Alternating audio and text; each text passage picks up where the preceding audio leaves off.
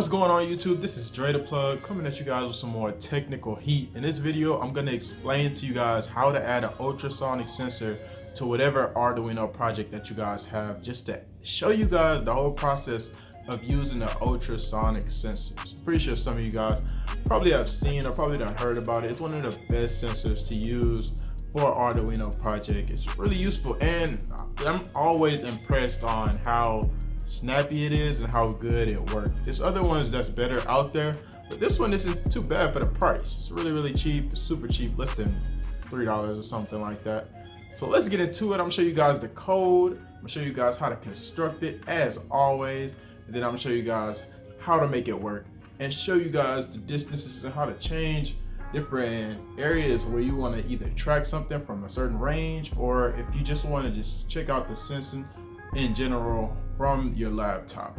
Let's get into it. Okay, so jumping into this ultrasonic sensor code, as you guys can see right here, it says trigger pin on the ultrasonic sensor. It actually states on one of the pins that this is the trigger pin, and then on the other pin it states that this is the echo pin. And that's why we have it set to just 9 and 10. You get to pick whichever one. Like I say in all my videos, these are, you can name this whatever you want, but on the actual ultrasonic sensor it says trigger pin. It don't have to be trigger pin, but it's just letting you know this is where this one pin is going to go, and then the echo pin will follow suit. So you could basically pick any number. Like I said before, you could pick whichever one between 0 all the way up to however high you want to pick.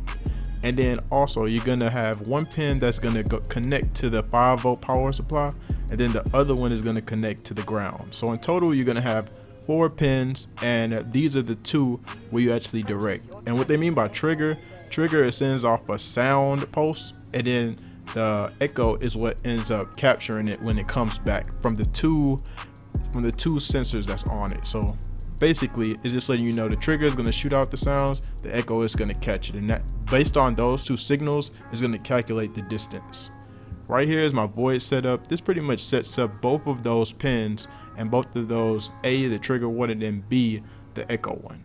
Then next, right below that, you have your void loop, which this whole entire code right here, this pretty much is what makes everything work and basically makes the trigger pin actually be able to calculate the distance and calculate everything into numbers.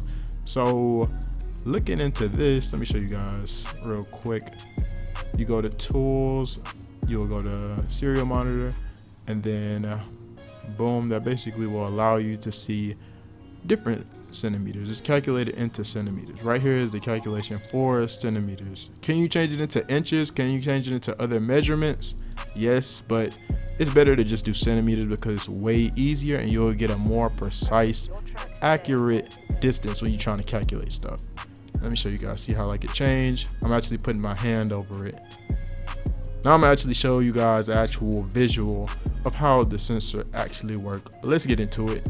Jumping into exactly what I was talking about. So first thing first, let me show you guys the ultrasonic sensor. So as you guys can see, if you want the exact model, this is what it is, HCSR04. If you want this exact one, it's pretty cheap. Then right here you see VCC. That's letting you know you need to put this into a voltage pin.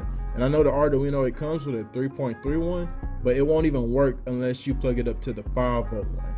And you can't put like a designated pin for this. This is specifically for 5 volts. It needs to have 5 volts to actually power on. Then you have your trigger pin, your echo pin, and then you have your ground. So the trigger shoots it out. It shoots out the sound signals, and then whatever is in front of it, it bounces off, boom, and then it'll go back to the echo one. And that's how it ends up calculating the exact distance. You see that? You see that? Now, let me show you guys. So you see how it's changed? It's really calculating numbers really quick, and that's based on this code. So everything's being calculated super quick. It's like a whole calculation and just end up spitting out a value every second or so. Okay, so let me show you guys how it works. So I'm checking out the calculations. As you can see, it's changing, it's switching up really quick. And then if I come closer, you see it's at 5, 4, 5, 4, 5, 4, 5, 4.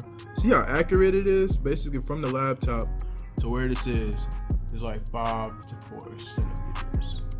And then let's say I'll take it back just a little bit. See how it gradually increase?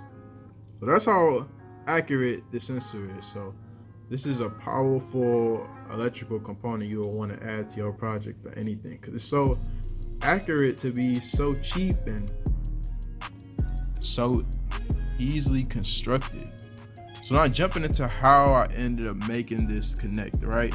So like I said before with my pins, how I had it up here, I'll have 9 for the trigger, 10 for the echo, and then last but not least the voltage and then the ground. So connecting to it, you see I have my ground, 9 and 10, 9 for my trigger, 10 for my echo, and then I have my 5 volts.